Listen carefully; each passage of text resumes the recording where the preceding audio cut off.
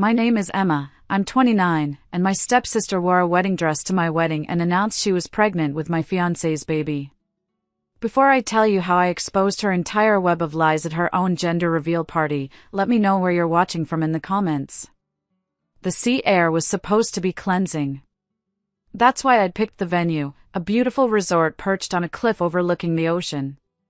It was the perfect place to marry James, the man who had shown me what real, unconditional love felt like. The string quartet was playing, our friends and family were smiling, and for the first time in a long time, I felt a sense of complete peace. Then the doors to the hall swung open. And there stood Olivia, my stepsister, dressed in a floor-length, beaded white wedding gown. A collective gasp rippled through the room. She glided down the aisle as if she were the main event, a smug smile playing on her lips. My father, George, and her mother, Margaret, just looked uncomfortable, but they did nothing. They never did. The ceremony was a blur of gritted teeth and forced smiles. But the real show began at the reception. After our first dance, Olivia snatched the microphone from the MC. "I have a little announcement to make," she cooed, her eyes locking onto mine. "I know this is supposed to be Emma's big day, but I have some news that just can't wait." She placed a hand on her stomach. "I'm pregnant." A wave of polite applause started, but she held up a hand to stop it. "And James," she said, turning to my new husband, "is the father." The music screeched to a halt. The air was sucked out of the room. James immediately stepped forward, his voice firm.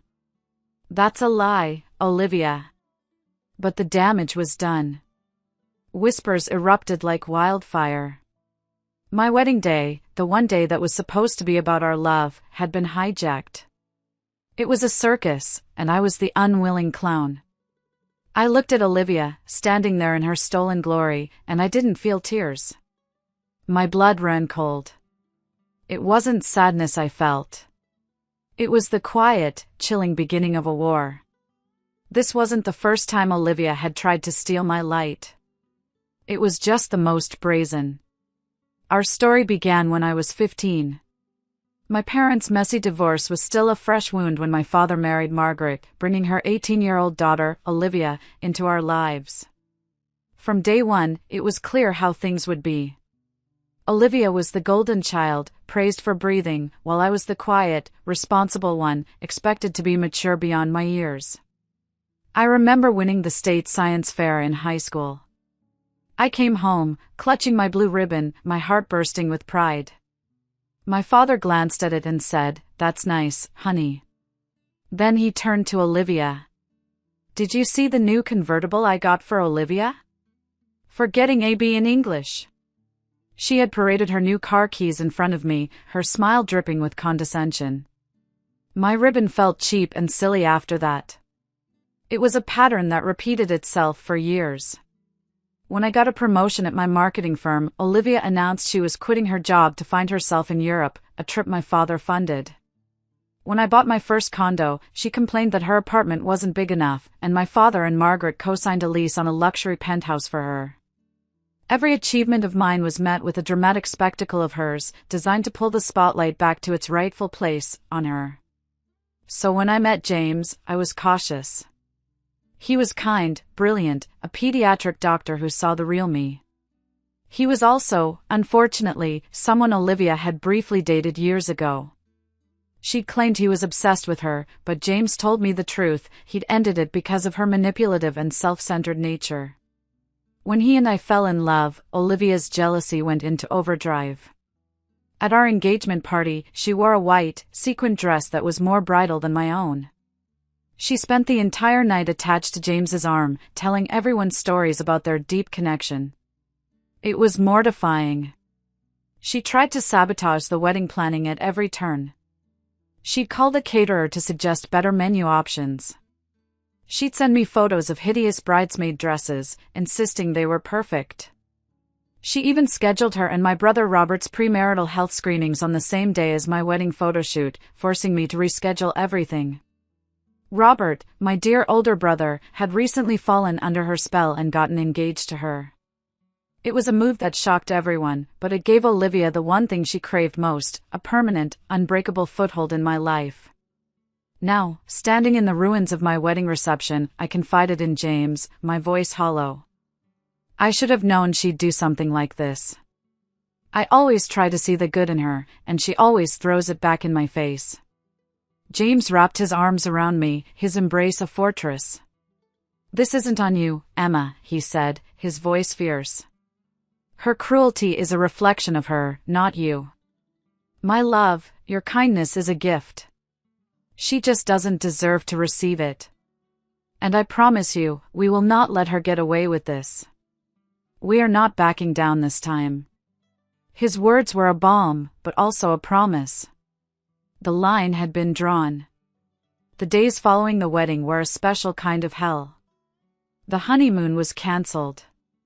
Instead of sandy beaches, we got tense phone calls and family meetings that felt more like interrogations. We sat in my father's study, the air thick with accusation. Olivia was there, dabbing at dry eyes with a tissue, while my stepmother, Margaret, rubbed her back soothingly. My brother, Robert, sat beside Olivia, his face a mask of pain and confusion. "James, you need to do the right thing," my father, George, said, his voice heavy with disappointment.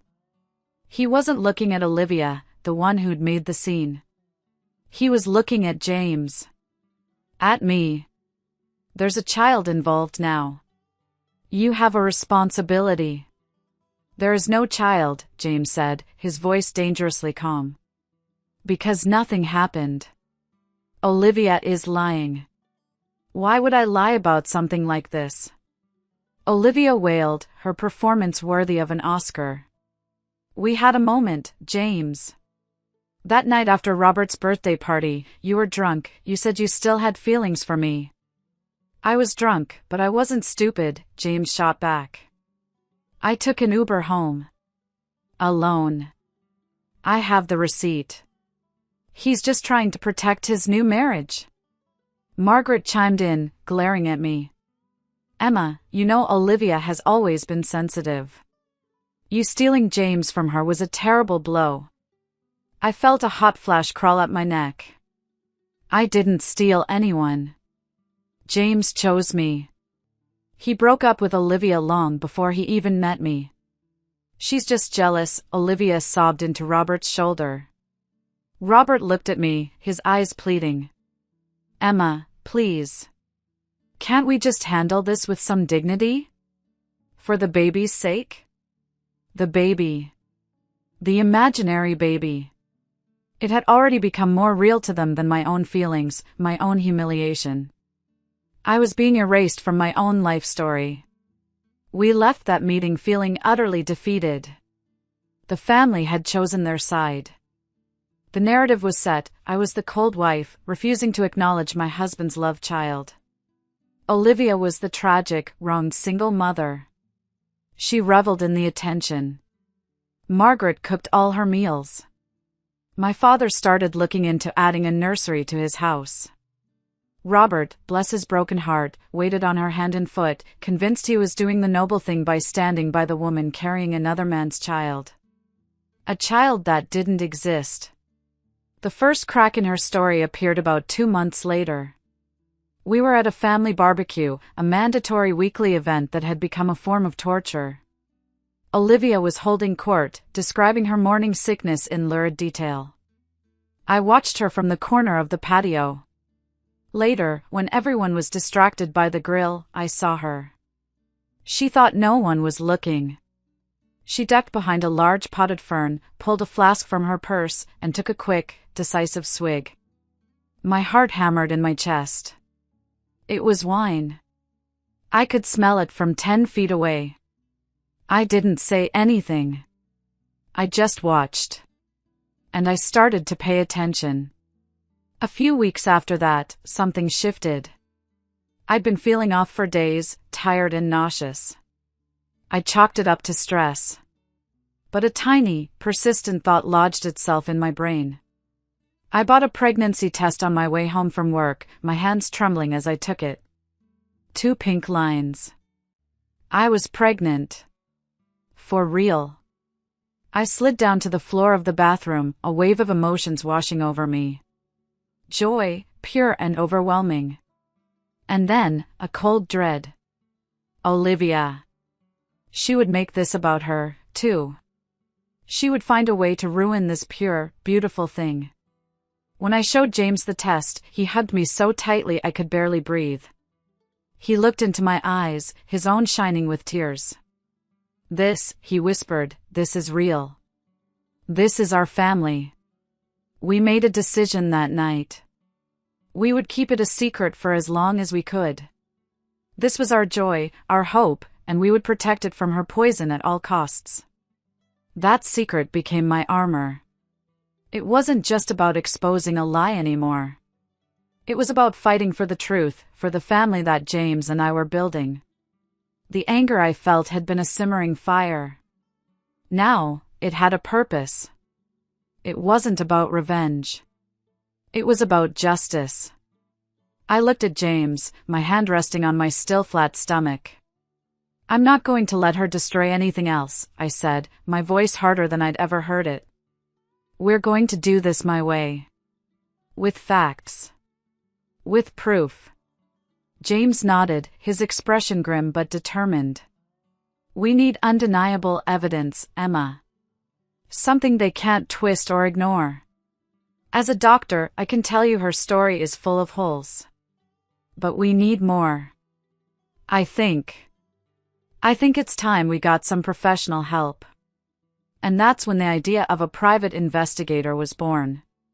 Not out of a sudden whim, but out of a desperate need to protect our future. The game had changed. I wasn't just defending my marriage anymore. I was defending my child. The decision to hire a private investigator felt like stepping into a movie, but it was a necessary move. We found a discreet professional, a woman named Carol, who listened to our story with a calm, non-judgmental expression. Entitlement and jealousy, she said, closing her notebook. It's a powerful combination. I'll get what you need. While Carol got to work, I started my own quiet investigation. Olivia had posted a sonogram picture on social media, a grainy black and white image captioned, "My little miracle." My father and Margaret had it framed. I showed the picture to my best friend, Jessica, who had 2 kids of her own. That looks weird, Jessica said, squinting at my phone. The font for the patient info looks off. Almost like a template. My next call was to my college friend, Dr. Sarah Chin, a brilliant OBGYN. I sent her the image. Her text came back within minutes. Emma, this is almost certainly fake. The tissue texture is wrong, and the data at the top is inconsistent with any standard ultrasound machine. There are apps that generate these. Where did you get this? My blood ran cold. An app. She had faked a sonogram with an app. A week later, Carol delivered the first batch of photos. They showed Olivia, sitting on an outdoor patio of a bar, a cigarette in one hand and a glass of what was clearly a cocktail in the other. She was laughing with some friends, looking carefree and decidedly not pregnant. The evidence was piling up, but we needed more. We needed something that would shatter the illusion for everyone, especially for Robert. The opportunity came from an unexpected source. Michael, one of Robert's best friends, called me. He sounded hesitant. Emma. I don't want to cause trouble, but I saw Olivia at a nightclub last weekend. She was doing shots. Robert wasn't there. I confronted her, and she said it was just water, that the doctor said it was okay for her to go out and dance. It felt wrong. It was more than wrong, it was another piece of the puzzle. Robert himself provided the next clue, though he didn't realize it. He called me one evening, sounding lost. I don't get it, Emma, he said, his voice low. I want to be involved. I want to go to the doctor's appointments with her, but she always says no. She says she doesn't want me to see her so vulnerable. She says she'll show me the pictures afterward. Is that normal? No, Robert, I said gently. It's not. I could hear the doubt in his voice, a tiny seed of truth fighting to sprout through the thick weeds of Olivia's lies. But he was too afraid, too trapped by his own sense of duty, to face it. Meanwhile, my own pregnancy was progressing. I lived in baggy sweaters and strategically draped scarves. I faked sipping wine at family dinners, my heart pounding every time someone looked at me too closely. It was exhausting, living a double life. Jessica was my rock, always ready with a cover story or a non-alcoholic drink that looked convincingly like a cocktail. Then, Olivia escalated her fantasy. She made a grand announcement on social media. "We're having twins," she declared. "A boy and a girl." The family went into a frenzy of excitement. The nursery plans were doubled. The spending became obscene. She cornered me at the next family dinner, her eyes gleaming with malicious triumph. "Isn't it just a miracle, Emma?" And the doctor said the most amazing thing. "It's possible they have different fathers. One could be Robert's, and one could be James's." The sheer audacity of it, the scientific impossibility, left me speechless. She wasn't just lying, she was building a fantasy world and forcing us all to live in it.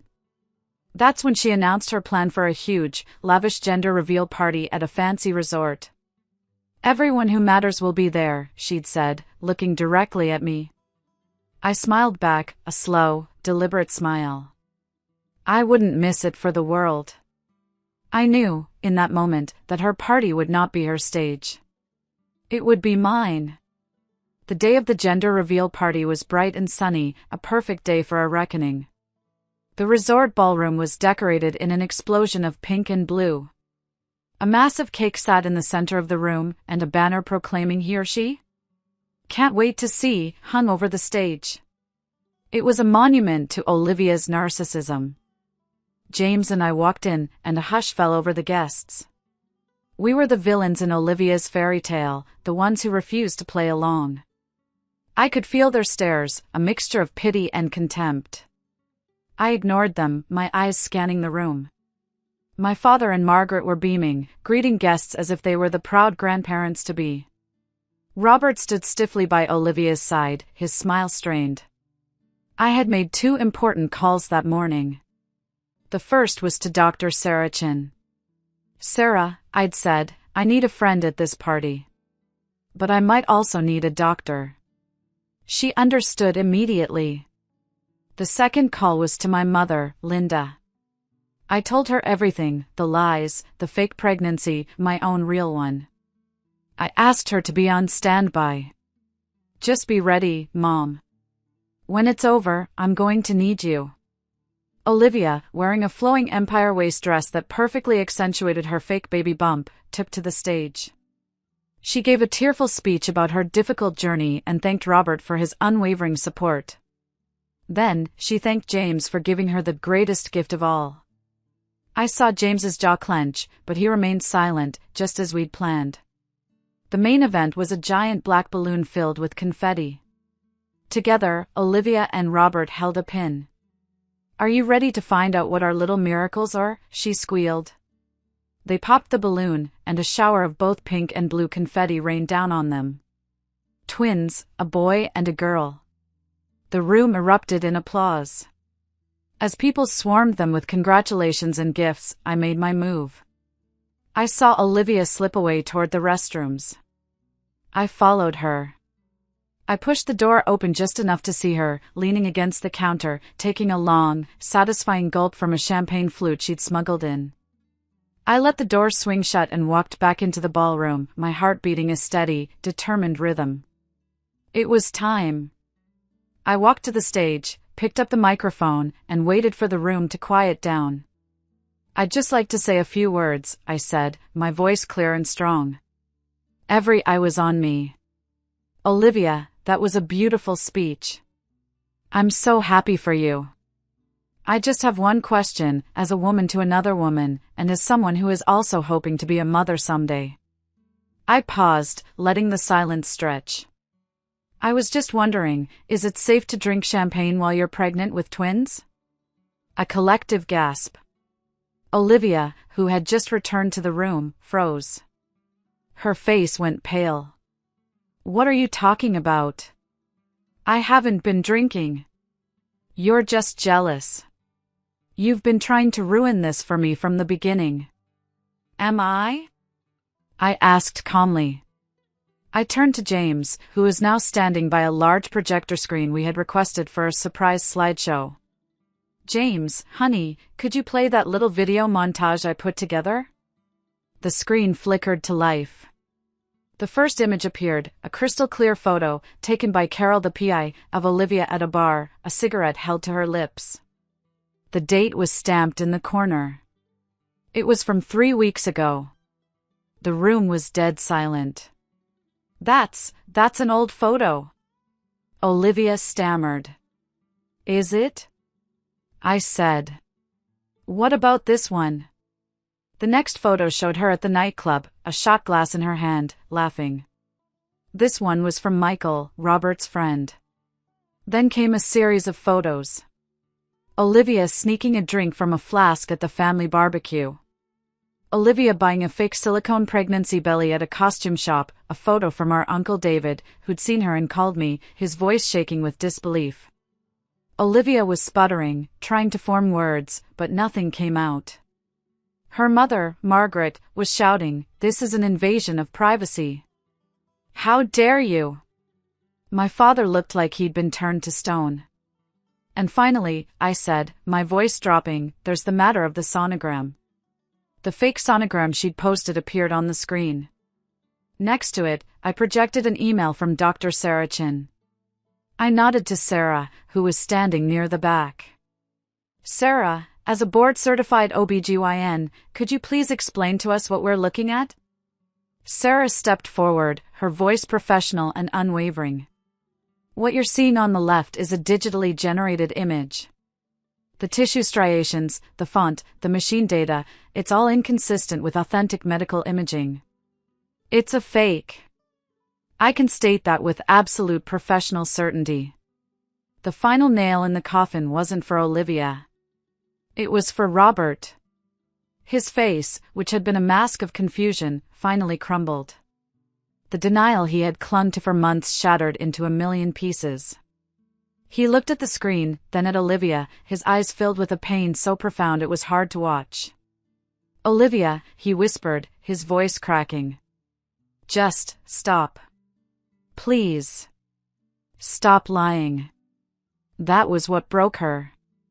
Not my evidence, not the doctor's testimony, but the plea from the man she had so thoroughly deceived. She let out a guttural scream, a sound of pure rage and defeat. It's your fault, she shrieked, pointing a trembling finger at me. You have everything. You always have everything. You have him, she gestured wildly at James. I deserved some happiness. I deserved it. She collapsed onto the floor in a heap of satin and lies, her sobs echoing in the stunned silence of the room. The party was over. The aftermath was pure chaos. Robert turned and walked out of the ballroom without a single word, his shoulders slumped in defeat. Guests, horrified and embarrassed, began quietly collecting their expensive gifts and slipping out the doors. My father and Margaret stood frozen, their faces a mixture of shock and deep, public shame. For the first time, they had no excuse, no way to spin this to make Olivia the victim. The evidence was absolute. Margaret rushed to Olivia's side, trying to comfort her, but Olivia pushed her away, her cries turning into incoherent shrieks of blame. It was an ugly, pathetic sight. My father, George, finally moved. He walked toward me, his face ashen. Emma. I had no idea. I'm so sorry. I held up a hand, stopping him. My voice was quiet, but it cut through the noise. You need to apologize, I said, looking him straight in the eye. But not to me. You owe your apology to your son. I gestured toward the door where Robert had disappeared. He's the one you let this happen to. I turned my back on them, on the whole toxic mess. James was by my side in an instant, his arm wrapping around my waist. Jessica and Sarah joined us, forming a protective circle. Just then, as if on cue, the ballroom doors opened again. My mother, Linda, walked in. Her eyes swept the scene, taking in the wreckage, before landing on me. She didn't say a word. She just opened her arms. I walked into her embrace, and for the first time that day, I let myself feel the full weight of it all. I wasn't crying from sadness or anger anymore. It was relief. It was the feeling of a heavy, suffocating weight finally being lifted. I pulled back and looked at the small group of people around me, my husband, my mother, my true friends. My real family. I placed a hand on my stomach. "Well," I said, a small, genuine smile finally reaching my lips. "Now that all the drama is over, I have some real news to share." I looked at James, my heart swelling with love. Our family is about to get a little bigger. And this time, it's for real. The joy on their faces was pure and untainted. It was the perfect antidote to all the poison. In the middle of the ruins of Olivia's lies, we had found our own quiet, beautiful truth. We skipped the 1-year anniversary of that disastrous wedding. Instead, we celebrated the 1-year birthday of our daughter, Claire. Her name meant clear and bright, and she was everything good in our world. The party was small, held in the backyard of our new home, filled with sunshine and the laughter of people who genuinely loved us. Robert was there. The first few months after the gender reveal had been hard on him. He'd broken off the engagement immediately and had started seeing a therapist to work through the emotional manipulation he'd endured. He was quieter now, more thoughtful, but the shadow in his eyes was gone. He was an amazing uncle, doting on Claire as if to pour all the love he'd been ready to give into this tiny, perfect person. He and I were closer than we had been in years, our bond forged anew in honesty. My father and Margaret had tried to reconnect. They sent extravagant gifts for Claire, offered to set up a college fund, a trust, anything to buy their way back into my good graces. I was polite but firm. One afternoon, they came to the house, bearing yet another expensive toy. "Emma, we just want to be part of our granddaughter's life," George said, his voice pleading. I looked at him, then at the gift. "I appreciate the thought," I said, my voice even. "But Claire doesn't need things. She has everything she needs." I paused, choosing my words carefully. "You are welcome in her life, but on new terms." The favoritism, the drama, the turning a blind eye, that all ended last year. This family, my family, is built on truth. It was the final boundary I needed to set. They seemed to understand, or at least, they understood that the old rules no longer applied. Our relationship is still a work in progress, but it's honest, and that's more than it ever was before. As for Olivia, I heard she was in some kind of long-term therapy program. My father was footing the bill, of course. Some things never change. She sent a single, brief letter of apology a few months after the party. I read it, and then I threw it away. Her chapter in my life was closed. I didn't wish her ill, but I didn't wish her anything at all. Her absence was the greatest gift she could ever give me. Sometimes, I look at the life James and I have built. It's not dramatic or loud. It's quiet and steady and real. It's bedtime stories and lazy Sunday mornings and the sound of our daughter's laughter filling the house. It's the peace I almost let someone steal from me. I learned a hard lesson. You can't change people. You can't make them love you or treat you with respect by simply being kind and hoping they'll notice. True strength isn't about absorbing endless blows. It's about knowing when to say, no more. It's about having the courage to build a wall to protect your own peace, and then having the wisdom to only open the gate for those who deserve to come inside. On our living room wall, there's a large framed photo. It's not from our first wedding. It's from a small ceremony we held on a beach a few months ago, just us, Claire, my mom, Robert, and our closest friends. In the picture, we're all laughing, the sun is setting over the ocean, and everything is exactly as it should be. It's a picture of a family that was broken and then rebuilt, not by blood, but by choice, by truth, and by love. Thank you so much for listening to my story. It wasn't easy to share, but I hope it can help someone else out there who might be feeling unseen or unheard in their own family. My question for you is, have you ever had to draw a hard line with a family member to protect your own peace? Let me know in the comments below. And if you found any value in my story, please consider liking this video and subscribing for more.